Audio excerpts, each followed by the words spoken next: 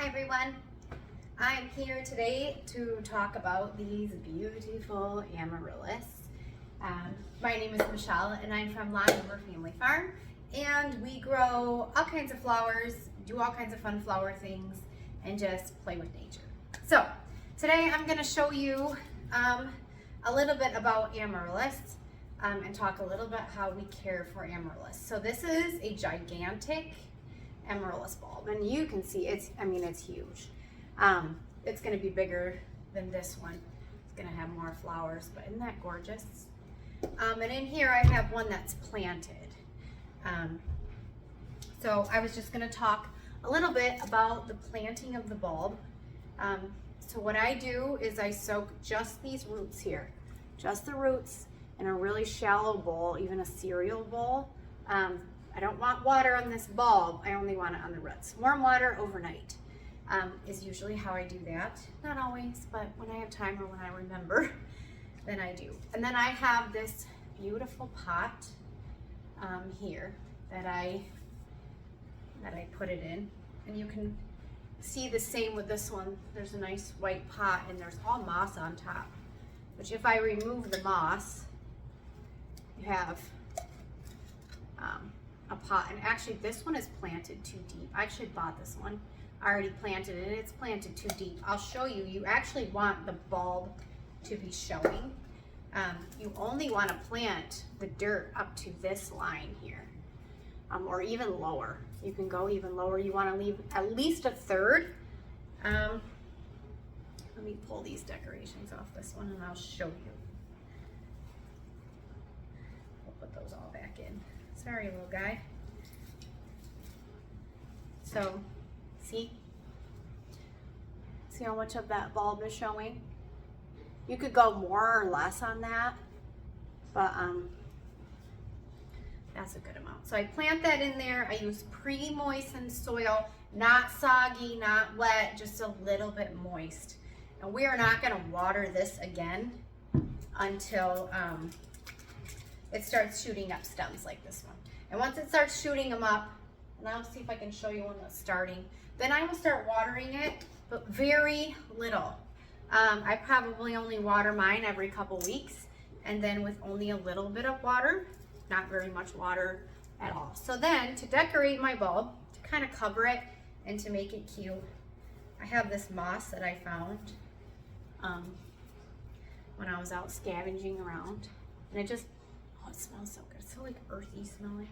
It smells amazing. So I kind of pack that in there to kind of cover that ugly bulb. It's not ugly. It's pretty in its own right, but I kind of like to dress mine up a little bit. And I've seen some people like pack them full of like dried flowers and all kinds of elements. This one I'm keeping fairly simple, so I got that. Then I got these little white, these are fake berries, but kind of thought I'd match the pot here, and we kind of just kind of tuck them down into the moss. I know there's more. Are they hiding? And then some cute little frosted pine cones that I set in there. I don't know. Just gives you a little visual, something fun to look at. There they are. They're hiding. I think I might actually just put these together as like one thing. There. All right.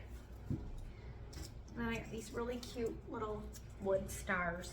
So this is a very rustic one. This moss I think goes, yeah, I'm gonna put that back on there. So this is a very rustic, like just cute, simple pot. You can do like, you know, tall berries and tall sticks, because this one did really good, as you can see.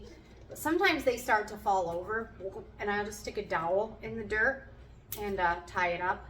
One other thing I wanted to show you is that this flower stalk, it has two stalks. One is actually done blooming. You can see that. That one's done blooming, so I'm actually going to cut it with a scissors. Let's see, way down here. And then this is also, I'm going to pull this out and show you. It's starting to send up leaves. And we'll talk about these leaves and how to save your amaryllis for next time. And what you do with these leaves. But yeah, I'm gonna cut that flower stalk right off, right there. So those are your simple instructions on growing your amaryllis. Do not water it until the stems start coming out. And when you do water it, water only when it's like dry, like you can stick your finger in the dirt and it's dry, and then only give it probably a cup of water at a time. Most of the pots that they're in do not have drainage holes. So you can't just keep pouring water in because has nowhere to go and it will drown your amaryllis. So it only needs a little bit of water. And then when it's growing like this, it might want a little bit of a light and a warm place. Amaryllis are from the south or from warm regions, so they do like to be warm.